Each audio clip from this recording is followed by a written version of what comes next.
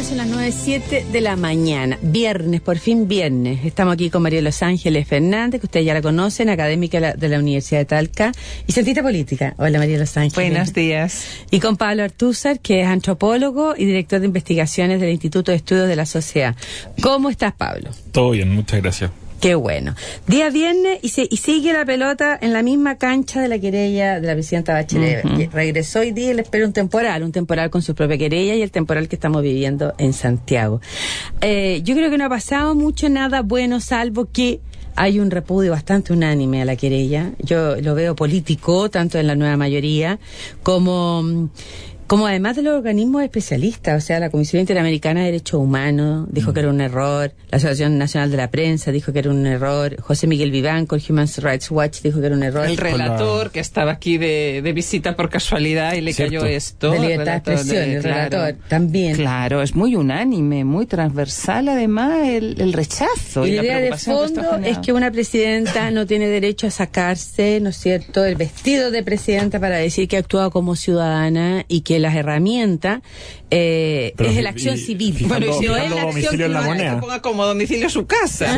Porque si lo hace, porque además la desprolijidad es todo tan incoherente la manera como fue presentada. Y también esto ha mostrado la abyección de ciertos personajes, digamos. El colegio de periodistas ha jugado un rol miserable. Se dio una vuelta en el aire. La presidenta comunista Javier Olivares. Claro. Y eso dice mucho, digamos, porque son lealtades muy malentendidas que ponen en juego bienes fundamentales por migaja, digamos. Entonces es bueno conocer a la gente que está dispuesta a eso. El mismo caso de Fernando Paulsen, que después de jactarse por años de haber luchado por la libertad de expresión durante la dictadura, hoy día reconoce, digamos, que porque está trabajando con Hermosilla, probablemente ganando un sueldo de abogado y no de periodista, renuncia a la radio y dice que él apoya, digamos, esta acción. Lo más insólito es esto ha revelado muchas cosas, Pilar y Pablo, porque además, aparte de la querella misma, que es un paso en falso totalmente y una reacción desfasada, porque fíjense ustedes que el nivel de penetración de las revistas impresas en Chile es muy bajo. Sí, bueno, es menos del 5%. Estaba revisando yo ayer un estudio sobre lectura de medios escritos digitales de la Universidad de Diego Portales y Feedback. Entonces, es algo muy desproporcionado, pero revela aquellos que todavía quieren defender esta iniciativa. Dicen, bueno, pero es que hay que ver el paisaje de concentración de los medios, falta pluralismo, pero por otro lado ha sido el gobierno básicamente el que ha alimentado con publicidad aquellos, ¿verdad?, que hoy día critica. Es mentira, que falte pluralismo. Bueno, pero es una manera de buscar una especie de lógica de empate que no tiene nada que ver. Y yo, la verdad, honestamente creo que esto revela, porque hay un patrón, aquí hay un patrón, porque ya la presidenta, desde que asumió su segundo mandato, no ha mostrado su animadversión con la prensa, ¿verdad? Cuando los bajó del avión, o cuando mostró preferencias, por ejemplo, para responder a los corresponsales extranjeros y a los corresponsales de casa, a los de casa que no son corresponsales, les niega la sal y el agua. O sea, hay una manera de percibir lo que es el mundo de los medios de comunicación que no es a ella no le sale fácil. Ella inauguró el sistema de las vallas papales y las vallas papales, gobierno, sí. Toda la prensa detrás de las vallas papales y sin derecho a hablar, y el que quiera hacer una pregunta se la tiene que decir a su asesor de prensa, ante la Carvajal y compañía. Ahora es no me acuerdo cómo se llama esta niña que está acá. Aide Rojas. Aide Rojas, sí. Y le preguntan qué va a preguntar. O sea, ese es el nivel de control. Y ella dice que habla como ciudadana, pero resulta que cuando habla en Francia primera vez que nos toca presidir la OCDE como país, digo, ¿no? El plural es como país. Y resulta que lo convierte en una instancia de querella, la querella personal que da ella, porque se pone a dar conferencias de prensa ahí en los pasillos, y todos los periodistas extranjeros mirándola a ella a dar conferencia como ciudadana. No, sí, en todo caso, detrás de las vallas papales, todos los periodistas es todo muy bizarro, por decirlo menos. Pero lo que está pasando, ella está quedando expuesta con esto, sola además. Sí, porque la nueva mayoría... Nadie la ha apoyado mucho. De hecho, la Moneda no la ha apoyado mucho. Dijeron que era una acción de ella en tanto persona natural, digamos, distinta a la presidenta. Pero la anuncia el ministro. Sí, no, bueno, obvio. Todo con esa ambigüedad, digamos, como performativa. Pero el punto es que o sea, los que apoyan a Bachelet en esta pasada y ella misma van a pagar altísimos costos por algo que está mal. Y que además ya no tiene una salida razonable. Digamos, a Bachelet hoy día no puede bajar aunque se retracte la querella, etcétera. Claro. Pero podría o sea, obviamente podría hacerlo. ¿Cómo ves tú una eventual salida, que ella se retracte? ¿Pero qué tendría que decir? ¿Me retracto y pido perdón por tratar de dañar la libertad de prensa? ¿O fue un arrebato? No tiene ninguna salida digna ya. Se puede buscar un resquicio legal. Como tiene tantos problemas esta querella del domicilio, de no sé qué. Yo me estoy acordando de las nulidades que había en Chile. Bueno. Te puedes decir, no, mira, ¿sabes lo que pasa? Que yo lo hice como ciudadana, pero puse como domicilio la moneda. Por ahí puedes buscar una formalidad que te permita bajar esto. Porque además te digo, ¿qué se busca con esto? Es verdad que aparte de toda esta bataola, camotera, o escandalera, dijo el abogado, la verdad que yo encuentro poco sustantivo. No voy a decir frívolo porque es panelista de este programa, pero es poco sustantivo. Es decir, se ha generado una camotera o capotera. Capotera. No, porque además te dicen que en el eventual caso de que sean declarados culpables, estas penas de 5 años no se cumplen. Entonces, claro. ¿qué se busca con esto? Tengo que pedir lo que dice la ley con lo que se sanciona, que son 3 años de cárcel. Claro, es algo simbólico. Pero yo no estoy pidiendo la libertad de cárcel, pero tengo que pedirle igual. Entonces, ¿en qué quedamos? Pero igual estoy cesando una herramienta que significa cárcel. Lo que le está diciendo a todo el mundo es que no debería ser una herramienta criminal. Catalina Botero, ex relatora de la OEA, dijo ayer que esta acción de la presidenta infringe el derecho internacional en materia de libertad de expresión. Dice que la declaración de principio de la Comisión Interamericana de Derechos Humanos prohíbe expresamente la acción penal de un funcionario público por libertad de expresión. ¿Y por qué? Porque la presidenta tiene todo el poder. Y si ella quiere actuar como ciudadana, decía Catalina Botero, muy dura. Pero ponerse y sacarse el gorro, como quien dice hoy día, sobre todo que lo que decían ustedes, o sea, da como domicilio la moneda, da como testigo un ministro, su jefa de... O sea, un show absurdo y está arrastrando y el asesor comunicacional de nuestro tinglado de La Haya, que se enteró por la prensa. Y además le está muy incómodo. Él dijo que estaba muy incómodo porque da la sensación como que él estuviera a favor de la querella. Sí, como que fuera testigo a favor de la querella y él decía yo no sé nada, pero... No, por eso Bachelet está arrastrando a mucha gente con muy poca precaución a esto, y los que se dejen arrastrar van a correr un destino bastante... nefasto, digamos, junto con la presidenta. Oye, Ascano Cavallo decía que él tuvo que firmar, dado que es un asesor de la Cancillería, dijo que yo advertí, dijo, que por contrato no puedo ser parte de juicios en contra o a favor del Estado. Imagínate. Pero en este caso, claro, como no es del Estado, sino que de una particular, pero todo el mundo entiende que está arrastrado a una querella política que en el fondo es la jefa de Estado. O sea, lo único que no entienden eso, yo creo que la presidenta Bachelet, que ella es la única que cree que nosotros le creemos que ella está actuando como ciudadana. No, aparte Bachelet no está sopesando lo que significa extender o empezar, digamos, una relación conflictiva con los medios de comunicación. Yo creo que eso es algo que puede hundir a cualquier presidente. Pero siempre ha tenido una relación conflictiva con los medios. Pero no de este nivel, digamos. No de este nivel. O sea, nunca Farid Serán había escrito en contra de ella, digamos, como se echó a la izquierda encima, incluso a la izquierda. A la gente que valora la libertad de expresión, que en Chile es mucha, incluyendo a la gente que efectivamente luchó contra la dictadura por la libertad de expresión. Así es. Excluyendo a Paulsen, porque parece que, muchos se también Alejandra Matus escribió una cosa súper interesante, como 5 puntos a tener en cuenta. Recordemos, Alejandra Matus se tuvo que ir del país por el libro negro de la justicia chilena. Claro. O sea, no es cualquier periodista, y ella ahí dice claramente que la mejor vía no era la vía penal, ni siquiera a lo mejor ni la vía civil, como dice el relator Lanza, sino que ella dice, para eso están los tribunales éticos, ir al Colegio de Periodistas, a la Federación de Medios de Comunicación, hay instancias donde debatir esto, y por último tú dejas esa otra instancia como el último recurso, pero realmente, y muy desfasado, porque se percibe claro que la presidenta son 2 años de calvario por las conexiones familiares que tiene, en fin, pero y como que explotó. Se nota que aquí hay algo... Dicen que estaba incontenible, que nadie en la moneda, no hay ni un ministro que la haya apoyado en esto. Así, eso es lo que se ve desde afuera, digamos. Bueno, yo preguntaba, pero Marcelo Díaz la tiene que haber apoyado. No, tampoco, nadie. Bueno, pero él aparece como testigo. O sea, no son tan lunáticos, significa pero él aparece como testigo. Bueno, pero igual que Ascanio Cavallo, yo creo que los pusieron, Juan Pablo Mosilla dice el abogado que los pusieron. Llegaron y los pusieron y lo consultaron. Como testigos de contexto, claro, sí. Ascanio no sabía. No, por eso estaba tan incómodo, porque además él estando con un rol tan importante con el proceso de La Haya, no puede aparecer jugado con una cosa política con la presidenta.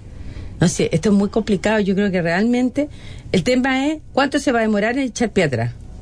Porque esto no puede seguir. No. ¿Y te imaginas que le tocara un super juez así, Savonarola, un juez ultra izquierda, que se le ocurriera meter a la cárcel a los periodistas? No, por eso no tiene ninguna salida buena. Esto no. Y echar pie atrás también va a ser admitir un descontrol político que es muy grave en un presidente de la República, en un país presidencialista, digamos. O sea, uno es que tuve un ataque de autoritarismo, pero disculpen, no va a volver a pasar.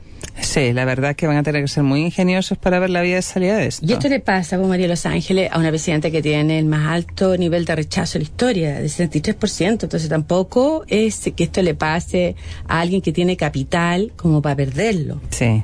O sea, ella está... Tú puedes girar a favor o en contra de ese capital. No, definitivamente uno no le ve ninguna lógica, ninguna racionalidad a esto.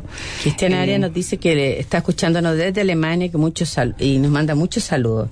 Pues muchos saludos para él también. Para que veas tú. Es su verano en Alemania. Es su verano. Es su verano alemán. Y, que disfrute. Pero están inundados también, igual que ¿también? París. Sí. Están muy inundados. Decían que París está... El Sena se desbordó. Imagínate que le están sacando todas las pinturas y las esculturas al Louvre. También está haciendo arreglo allá la empresa de acá del Mapocho. Así no sé. Y Costanera no. Parece que andaba más bien por Panamá, así, no andaba construyendo algo en Panamá. Eso le pasa por usar concesionarios españoles. Después la Pilar Cabala dice que los asesores son malos asesores, los de la presidenta Bachelet, le están poniendo palitos en el camino todos los días. Bueno, pero parece que en este caso fue ella la que decidió. Bueno, pero los asesores no bajan de Marte, los asesores los cojas tú. Yo siempre digo que los asesores son un reflejo de ti mismo. Y en este caso, un espejo de ti mismo. Ningún asesor político habría recomendado algo tan torpe. Creo que ninguno. O sea, alguien que no tiene ningún oficio nomás. Esto no... Y además esto empieza a agarrar como una dinámica que tú no sabes dónde termina, porque yo le leí ayer a Juan Pablo Mosilla unas declaraciones sobre que se están enfrentando a gente extraordinariamente poderosa. Es un consorcio periodístico no solo muy marcado ideológicamente, es un consorcio periodístico que guardó silencio mientras se mataban a periodistas en Chile durante la dictadura. No, sí, son muy divertidos. Mientras se torturaban a periodistas, guardaron silencio. Han tratado de politizar este ataque a la libertad de prensa, y eso no ha funcionado, digamos. Eso para alinear a la izquierda. Claro, pero no se está alineando, digamos. Es una excusa muy barata. Entonces, en verdad es patético lo que están haciendo. Es patético y van a salir muy dañados, y está bien que salgan muy dañados, porque es muy grave atacar la libertad de expresión. Claro, lo único que alienan es a favor de ellos sectores mucho más radicales, de izquierda, pero efectivamente por donde lo mires es tan transversal el rechazo nacional e internacional. Y también efectivamente hay una contracara de esto, empezar a discutir que gracias a que nos importa tanto la libertad de expresión, empezó a discutir el paisaje de los medios que tenemos en Chile, su concentración, todo ese tipo de cosas que aparentemente Chile lo tiene muy acentuado, pero no es único en América Latina. Con esto no quiero decir mal de mucho consuelo de tontos, pero un país tan grande como Brasil también tiene una concentración, parece que tiene como 2 grandes cadenas nada más. Parece que es una tendencia mundial. Pero decir que hoy día todo, digamos, lo urde el duopolio, la verdad que yo encuentro que es estar muy encerrado en alguna cúpula. Digitales con todo por eso claro, la oferta digital, que es un poco lo que también dice Alejandra Matus, dice que la salida a esto ha sido muy equívoca porque dice, para enfrentarse a este nuevo panorama que tú dices de los medios digitales, se está usando una herramienta análoga. En el fondo ella dice, falta creatividad. No se sale. Yo creo que el encierro es demasiado grande. Dice que Cristiana dice que solo lluvia por más de 5 días y con inundaciones en el sur de Alemania. Wow. Bueno, el problema es que ellos están en primavera. Sí. Aquí está lloviendo literalmente en política y meteorológicamente, sí. Pero ellos deberían tener solcito, ¿no es cierto? Vamos al tema que ayer la ministra del Piano estuvo informando al oficialismo, ¿no es cierto?, sobre qué va a ser más o menos el proyecto de educación superior en términos gruesos, porque además uno nunca sabe exactamente en qué consiste hasta que se supone que junio es el mes donde lo van a presentar ante el legislativo, y los estudiantes están muy enojados, muy movilizados, y en el fondo están diciendo de que no va a haber la gratuidad universal que se les ofreció. Ya está, la ministra del Piano ayer aclaró, ¿no es cierto?, que la gratuidad va a ser solo para el 60% a fines del 2018, o sea, estamos hablando, para el 2018, que es el año en que se va Michelle Bachelet, o sea, le queda la carga, sea quien sea el que gane, le va a quedar al otro gobierno. 70 al 80% más vulnerable, becas, hoy día es hasta el 60% becas, lo estoy comparando los dos sistemas, y del 90 al 100% crédito, hoy día hay crédito hasta el 90%. O sea, en el fondo lo que está diciendo es que va a seguir con sistemas de beca y crédito porque es lo responsable y porque sencillamente ni con reforma tributaria es que no dan los números y la ministra dice claramente estos instrumentos que tú estás nombrado, los créditos y las becas nos van a acompañar un buen rato. O sea, vamos a tener un paisaje ahí como más mixto y con esta glosa que no sé si lo seguirán manteniendo. Yo creo que aquí se abrió un avispero tremendo porque es una revolución de expectativas tan grande. Y esto es exactamente lo que dijo la derecha en su momento que iba a pasar, digamos. La derecha siempre dice que viene el infierno que A, B o C, digamos, pero en este caso tenían, apocalíptica, pero en este caso tenían razón, digamos. Dijeron la plata no va a alcanzar, no se va a poder financiar la gratuidad, y efectivamente es lo que está pasando, digamos. Y en el fondo esta lógica progresista de lo mismo dijeron cuando no sé qué, remiten a cualquier cosa a Lincoln. Bueno, en este caso es cierto, no se puede financiar la gratuidad, el sistema que eligieron es fallido, digamos, y se pueden investigar otras opciones, pero también hay mucha cerrazón en el mundo estudiantil a esas otras opciones, que como es los impuestos, financiarlo a través de impuestos a los egresados, etcétera, etcétera, porque lo que quieren es gratuidad, ninguna forma. Porque además, Pablo, el mundo estudiantil está introduciendo otras demandas, entonces aquí la dispersión es total y la confusión es patagüina. Fíjate que estaba leyendo ayer que decía la ministra de Educación que han hecho 220 reuniones prelegislativas para proyecto de reforma de educación superior. 220 reuniones, y aún así yo presumo que en alguna de esas habrán incorporado a los estudiantes, pero aún así ellos no se sienten incorporados. Y por otro lado, hablando de la dirección de esta reforma, fíjense que es muy interesante, salió durante esta semana que Chile cae por 5º año en ranking de competitividad mundial, estamos en el puesto 36, y un profesor académico de Chile que está involucrado en este instrumento, Pedro Hidalgo, dice: aquí para levantar la productividad y la competitividad del país tenemos que centrarnos en la educación básica, media, y bueno, la educación inicial. Dice 40% de los alumnos que ingresan a la universidad no entienden lo que leen ni saben álgebra, pues es ahí donde hay que entrar a picar. Bueno, y eso es lo que Atria dijo que era irrelevante. No es relevante. Que había que empezar. Tienes por universidades remediales después. O sea, no dijo que era irrelevante, dijo que era menos importante, que lo primero no tenía por qué ser lo más importante y que había que empezar con la educación universitaria porque así como que chorreaba, así como la derecha, tesis del chorreo. La tesis del chorreo, pero esta vez política, digamos, que como que chorreaba la gratuidad al resto del sistema, digamos, y después todo íbamos a vivir una especie de socialismo, no sé, Teletubby, digamos. Y los de abajo quedan condenados a no entender nunca nada de lo que leen.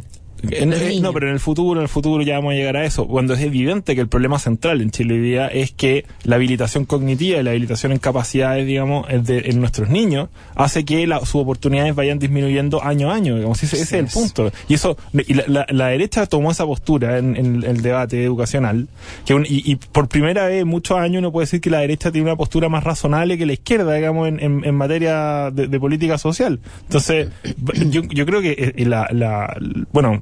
si siguen con esta línea de financiar la educación y tratar de llevarle la mena al movimiento estudiantil, el gobierno va a terminar perdido. El problema es que va a hacer con la expectativa. Vamos a ir a una pausa y seguimos con el tema. Una caja de Pandora que salió. Con los estudiantes tomándose las sedes ayer de la Democracia Cristiana, haciendo FUNA del PPD, y hablando de que ellos quieren legislar y no que esto se discuta entre corruptos. Además de un nivel de fascismo de izquierda, como dijimos la otra vez, importantísimo. Mauricio nos dice que si se condena, ¿qué pasa? Estaremos a un paso a encontrar a fiscales ahorcados en su closet. Dios nos libre, dice. Bueno, es de esperar que nunca lleguemos a los excesos que se llegó en Argentina. Nos vamos a una pausa entonces con Pablo Ortúzar y con María de Los Ángeles Fernando. Estábamos hablando que ayer se sinceró la ministra del Piano cómo va a ser el financiamiento de la educación superior, gruesamente, porque todavía no se sabe, y la presidenta tiene que presentar el proyecto. El tema es si con este realismo que la Democracia Cristiana ayer agradeció, por lo menos a Ignacio Walker, porque ella lo que está diciendo es 60% de gratuidad, no más, hasta el 2018, y siguen las becas, siguen los créditos. El tema es si esta política va a ser, ya que está generando una expectativa, ¿tú la puedes revertir o no la puedes revertir? Considerando que, primero, la frustración de los cabros, que están haciendo de todo lo que se les ocurre. Segundo, que la gratuidad, tal como está hoy, está generándole unas brechas a las universidades que no son financiables. En las de Cruz solamente tienen 3.700 millones de déficit en 10 universidades. sobre todo la católica. Y las privadas, la situación es mucho peor. La UDP tenía más de 2.000 millones, como 2.700 millones de déficit primer año. ¿Qué va a pasar con la gratuidad este otro año con la UDP? Y la Alberto Hurtado, ¿cómo está? Tenía 1.000 y tantos millones. Y no tienen mucho margen.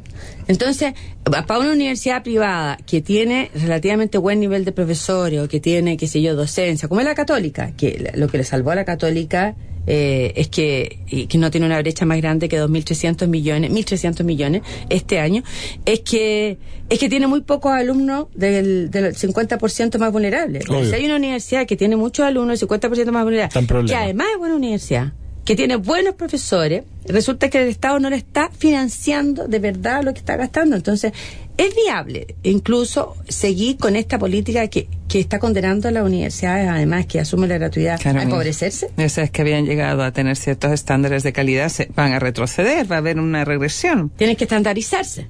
No, yo creo que hay pocas áreas en las que uno podría decir que uno le hay que ponerle retroexcavadora a la retroexcavadora, digamos. Y yo creo que educación superior es una de ellas. O sea, todo lo que ha hecho este gobierno en educación superior es un desastre. Y es razonable. Pero Pablo, Michelle Bachelet ganó por la gratuidad. ¿Cómo le vas a poner retroexcavadora a eso? Como... Yo creo que el movimiento estudiantil está bien que el gobierno lo enfrente políticamente, un futuro gobierno, porque es un movimiento que ha demostrado un nivel de irresponsabilidad absoluta en términos de sus demandas y además un horizonte, digamos, que no se condice con las condiciones económicas del país y con las necesidades del resto del país. Y si eso les da lo mismo a los estudiantes y pretenden convertirse en una especie de fascistas marchantes, digamos, para arriba y para abajo, está bien que políticamente sean enfrentados y democráticamente derrotados. Pero resulta que un futuro gobierno que no quiera continuar con esta política, en fin, no va a enfrentar solamente los dilemas de la calle. Se está haciendo hoy día una reconfiguración de la izquierda, lo que está pasando con Revolución Democrática, lo que eventualmente puede pasar con la izquierda autónoma. Sí, pero se están destruyendo bueno, pero vas a tener fuerzas políticas, ahí va a haber fuerzas políticas que también van a estar dentro del Congreso, que va a haber que enfrentar, no solamente lo que te quiero decir, no solamente el dilema social de la calle que tiene que enfrentar un gobierno. No, está bien, por eso digo políticamente, si en el fondo la pregunta es si es que esta gente está dispuesta a destruir universidades valiosas que reportan bienes públicos al país, como la Alberto Hurtado, como la Diego Portales, por un capricho ideológico. Esa es la pregunta. Y yo creo que políticamente, democráticamente, uno puede ir en contra de una postura como esa, digamos. Con alternativa, yo no estoy diciendo volvamos exactamente a lo que había, si en el fondo obviamente había patología importante en el sistema universitario. El punto es retraer esta reforma mal hecha y hacer reformas bien hechas en una dirección que sea razonable. Y es obvio que una reforma en dirección razonable no destruyen buenas universidades. Ese es el estándar para medir lo razonable de una reforma universitaria. Que las universidades buenas no sean destruidas por ella, digamos. Me parece bastante obvio. Bueno, pero el gobierno está adhiriendo a la postura política de la nueva mayoría de que quieren que el 50% de la matrícula sea estatal. Ese es el punto, o sea, ellos 15% es estatal. ¿Y cómo vas a hacer ese trasvasillo? El objetivo de Bachelet es expropiar estudiantes a las privadas y meterlo en corrales estatales. ¿Y cómo lo vas a hacer? Además, eso es absurdo, es una forma de pensar la reforma absurda. Es que ese es el punto. Reformar es conservar lo bueno y cambiar lo malo. Y lo que está haciendo Bachelet no es eso. Esto sigue una lógica revolucionaria, que es desarmar todo lo que había y armar algo que no tiene ningún sentido, que no rescata nada de lo bueno que tenía el sistema anterior y tiene, al parecer, casi todos los problemas. Entonces, a mí me parece esto pero una tontera, simplemente. ¿no? Quizá se podría, pregunto yo por desconocimiento, es un poco en paralelo siguiendo la lógica que ha sucedido con la educación básica y secundaria, esto de emprenderlas con la particular subvencionada, y ahora esto no ha salido tanto en la prensa, pero en paralelo a todo lo que es promover la ley de educación superior está ocurriendo la desmunicipalización. Exacto. Y efectivamente, yo creo que se subestima mucho esta idea de que se ha entronizado en Chile la libertad individual, la libertad de elegir. El otro día escuché que Miguel Crispi hablaba de esto con tristeza, como qué terrible, cómo se ha entronizado el mercado en Chile, que decía que el fracaso del Estado, el fracaso, como si el Estado pudiera fracasar, el fracaso del Estado dijo eso. Era que los padres incluso los padres progresistas, o sea, de izquierda, habían luchado por su derecho a aportar el aporte complementario en la educación particular subvencionada. Sí. O sea, le encontraba que no hay derecho a que los padres quieran aportar 5 lucas, 10 lucas por la educación de sus hijos. Sí, lo emitió un juicio muy, muy duro, y lo que creo que no sé, yo no emito ningún juicio de valor. La sociedad se ha transformado de tal manera que está muy entronizado el principio de igualdad de oportunidades, que la gente quiere tener desde la partida. Entonces, no sé, yo, lo de Crispi, por eso te digo que vienen estas fuerzas políticas de jóvenes que tienen quizá, y eso, ellos tienen una visión mucho más estructurada que quizá los movimientos de la calle, que tienen este desorden donde piden esta mentalidad, educación no sexista, educación, gratuidad universal y todo al mismo nivel. Mental. Sí, todo muy mezclado. Pero en la medida en que Revolución Democrática se vaya acercando al poder, yo creo que estas formas autoritarias y paternalistas de entenderlo, la política, probablemente disminuyen. Porque sí, la postura de Crispi es que en el fondo el Estado es una especie de comunidad, digamos, a la que todos nos deberíamos. Pero eso es no entender lo que es un Estado moderno. Si en el fondo eso es predicar como si esto fuera una tribu, digamos, y ya esto no es una tribu ni es un pueblo chico. Tenemos un Estado que además hoy día está insertado en procesos como globales bastante fuertes. Y entonces estar ahí llorando porque la gente en realidad no identifica el Estado como si el Estado fuera un padre bondadoso o una comunidad. Sí, una visión idílica, ¿no? Es bien absurdo, digamos, muy ideológico. Pero lo lograron, o sea, Revolución Democrática, los estudiantes que 4 años atrás estaban en las calles, que hoy día están sentados en el Parlamento, incluye a Jackson de Revolución Democrática, lograron poner al Estado como eje. Es una visión pastoril, pública. Te diría yo, una visión pastoril. Sí. Bueno, lograron poner al Estado en el centro de la cuestión y han perdido y están hoy día en un 20% de apoyo, ese es el punto. Las reformas se están desangrando. Pero Pablo, todo va a que ellos dicen que hay consenso, y dice Ariana Alpiano, oye, que hay que favorecer la educación estatal. Es que es distinto. Eso significa entonces quitarle la matrícula a los particulares. Por eso digo que hay consenso. Ella se basa en el 60% de votación que tuvo la presidenta de la población, el porcentaje más bajo de personas que votaron en Chile. Si tú ves hablar a Peña, que es de una educación, de una universidad privada, dice que hay que favorecer la universidad estatal.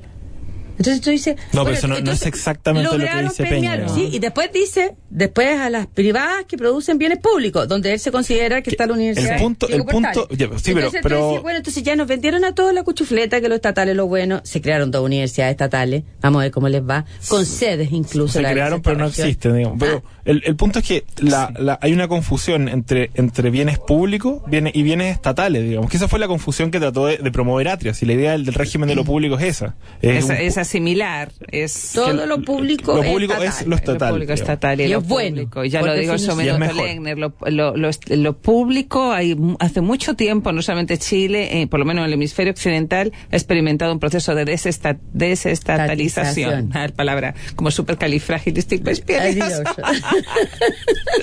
Difícil. Desestatalizar. Pero en Chile vamos en el proceso inverso, po. Sí, bueno, por eso decimos, o sea, yo creo que había que avanzar, había que hacer reformas. Estábamos claros que no podíamos seguir lo mismo, pero no mirando hasta hacia principios del siglo XX. Aparte que aquí hay otro problema, efectivamente el proceso de desestatalización condujo no solamente a que el Estado se redujera, sino que perdiera mucha a que fuera descuidado en términos de calidad. Y entonces hoy día estamos haciendo crecer un Estado que no solamente uno puede decir, bueno, es que quizás esto no debería corresponder al Estado, sino que es un Estado de mala calidad en sus operaciones, digamos. O sea, 8 ministros de Obras Públicas vieron pasar el puente Cauca 40.000 millones de pesos en el suelo. Eso te revela que no es un problema ni del gobierno de Piñera ni del gobierno de nadie, es un problema estructural del Estado. Y en educación hay que ver lo que es el Mineduc, si eso es como Apocalipsis Now, digamos, que llegar a buscar o sea, es una demencia, o sea, una cuestión que no funciona, no opera, nadie sabe ni adentro cómo funciona y toda o sea, es un mundo. Las cabezas de reforma se les van, como Revolución Democrática, que se no, sí, pero si no es solo eso, es el mundo interno de la burocracia estatal educacional es infernal. Entonces, el punto aquí es no solamente que estamos expandiendo el Estado sin mucha razón, sino que estamos expandiendo un Estado que no es capaz de procesar y de hacerse cargo de las cosas que le están pidiendo de manera más o menos razonable. La desmunicipalización también significa más Estado. Claro. Significa que estos colegios municipales que hoy día dependen de las municipalidades van a depender ahora de otros entes que van a concentrar y que van a ser estatales. Que también, y en la lógica de Atria también es muy claro, por ejemplo, cuando que se compara la realidad del capitalismo chileno, que tiene muchas miserias evidentemente, con la idealidad de un Estado abstracto, bondadoso, digamos, y una burocracia eficiente, cosa que es falsa. Entonces, claro, cuando uno compara realidades con abstracciones siempre sale ganando la abstracción, pero si comparamos realidades con realidades, la verdad es que uno, concluimos que necesitamos reformas profundas, pero dos, que no son estas, evidentemente. Mira, los sectores de izquierda abogan mucho por un mayor protagonismo del Estado, pero sin pensar, sin una reflexión profunda acerca de qué tipo de Estado debiera hacerse cargo de esas tareas. Y tú lees en la prensa quién está a cargo de la modernización del Estado. Otra vez escribió un artículo sobre el e-government y la revolución digital. Piensan que es incorporar más aparatos, incorporar que todos estemos en red, lo cual no sucede porque el Estado funciona internamente, salvo algunas islitas a su interior, con una manera muy vertical y muy jerárquica. Y bueno, Chile está yendo en la lógica pendular. Fuimos de un extremo mercantilismo y ahora se está avanzando hacia otra cosa en vez de buscar los equilibrios. Y nos saltamos lo que era a lo mejor ser, que era una expresión de deseo, pero nunca se concretó, un Estado verdaderamente regulador. Eso es lo que debíamos haber tenido. Pero hay que reconocer que nunca la derecha, mientras estuvo, tenía influencia, daba los votos para que realmente las superintendencias que se iban creando tuvieran más poder, eran superintendencias decorativas, cosméticas. Y ahora nos fuimos, perdónenme los auditores, voy a usar un chilenismo, al chancho. Nos fuimos al chancho. Eso. Ahora, pero yo creo que todo se va a arreglar porque la ministra del CERNAM en este momento está pasando a llamarse ministra de la Mujer y la Equidad de Género. La presidenta Bachelet la está abrazando, se dieron un besito, ya se firmó el decreto y yo creo que con este cambio de que la ministra del CERNAM ahora se llama ministra de la Mujer y la Equidad de Género, van a terminar los femicidios en Chile, que en 2 años han aumentado 44%, leía hoy día en un día. Al ministro de Economía podríamos ponerle ministro de la Prosperidad, en una de esas. Ah, sí, tú quieres estilo así, no Nepal, no Bután, tú quieres estilo Venezuela. El estilo de la Unión Soviética, donde todas las palabras eran al Ministerio de la Paz y en el Ministerio. El Ministerio encargado de la represión, digamos. Sí, eso es de Orwell. Represión, claro. Pero es que es increíble. Espérate, nos vamos a ir a una pausa y volvemos. Bueno, volvemos a punto de encuentro, pero ayer, para terminar el tema reformas y si la gratuidad va a ser reversible o no, que yo creo que es irreversible, a diferencia de Pablo Ortúzar, François Hollande... está en una glosa todavía. Todavía está en una glosa, claro. No sé, por eso viene la ley. Y la diputada Vallejo dice, eso fue una reforma semiestructural. Sí, leí una entrevista. Está en una glosa, sí, eso después se consagra una ley al uso, entonces quien venga tiene que tener mayoría para cambiarla. Claro. Y las mayorías van a ser cada día más esquivas con toda esta fragmentación que estamos viendo en el panorama político. Todas las semanas se sale un diputado de su partido. Bueno, vamos a ese tema, porque todo el mundo está proponiendo, ¿no es cierto?, un sistema semipresidencial. Y lo que uno está viendo, que es ya con que la promesa de que las próximas elecciones van a ser con un sistema proporcional, los partidos se han multiplicado. ¿Alguien está tomando en cuenta en las propuestas, porque el CEP también está haciendo una propuesta de nueva constitución con un sistema, o de cambio a la constitución con un sistema semipresidencial? ¿Cuál va a ser el impacto? No habrá que esperar ver cuál va a ser el impacto del sistema proporcional una vez que esté en marcha. Si ya estamos viendo de que lo que está generando es una diáspora, una fragmentación, un en general las propuestas sobre el régimen político van en el sentido de morigerar algunas de las atribuciones del presidente, del ejecutivo, pero no es pasar del presidencialismo. Aquí le dicen semipresidencialismo en general a cosas que uno diría un presidencialismo moderado. Yo llamaría un semipresidencialismo. O un semipresidencialismo, eso sería.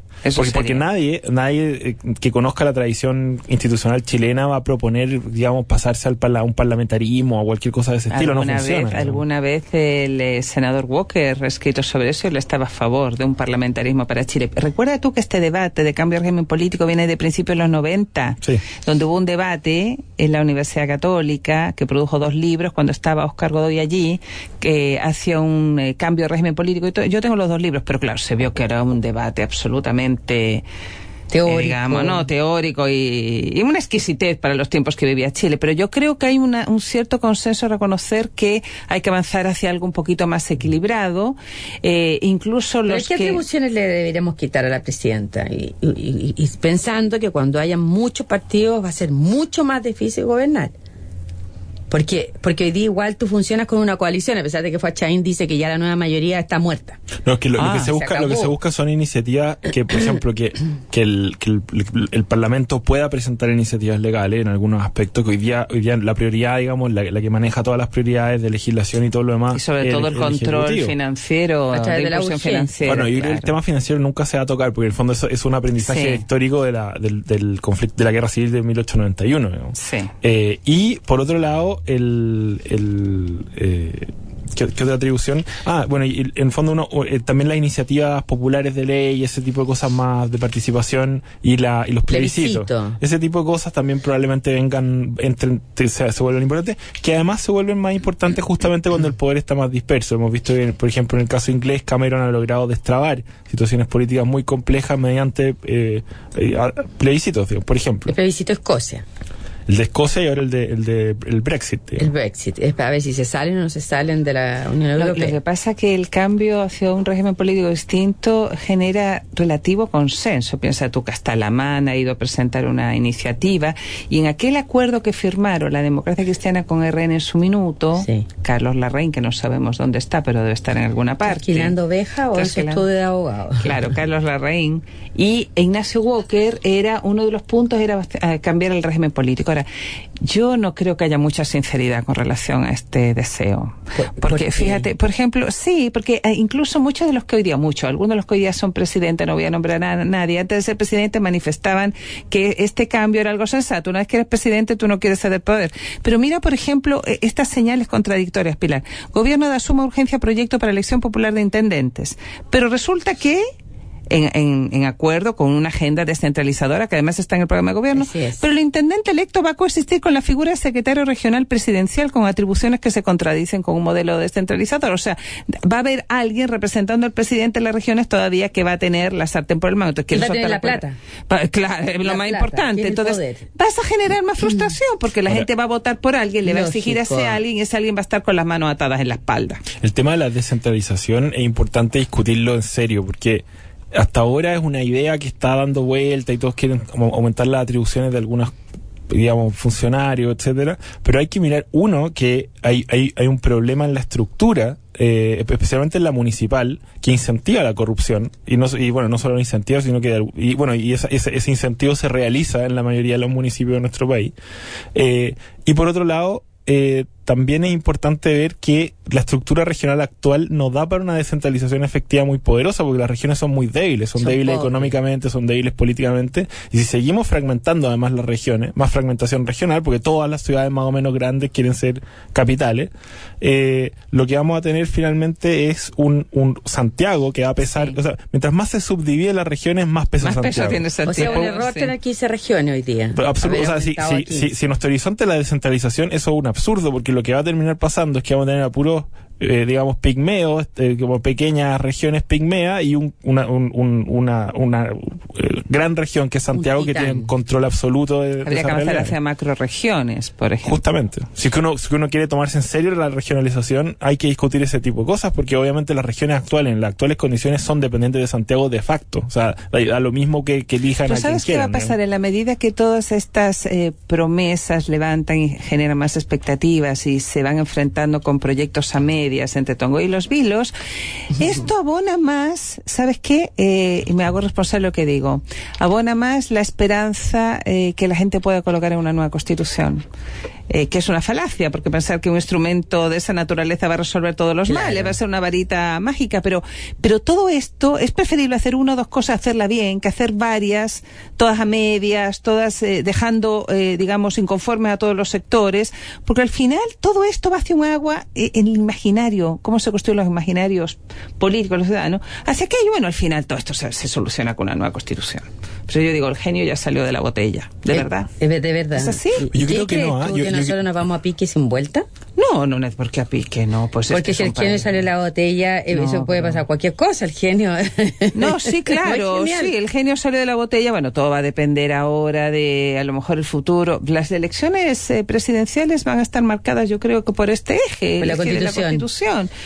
Pero volvemos de nuevo a una trampa, como antes fue la gratuidad. Sí. Ahora volvemos a la trampa. Yo soy un poco escéptico del tema de la Constitución. ¿Crees que no va a pasar nada? Sí, porque hay una desconfianza sana por parte de las personas que puede también tomar aspectos poco sanos en la falta de concretitud de las medidas, que esto es como la pelea de la letra chica. En el fondo, cuando uno hace una propuesta, lo que dicen, ¿cuál es la letra chica esta cuestión? ¿Cómo va a funcionar esta? Sí.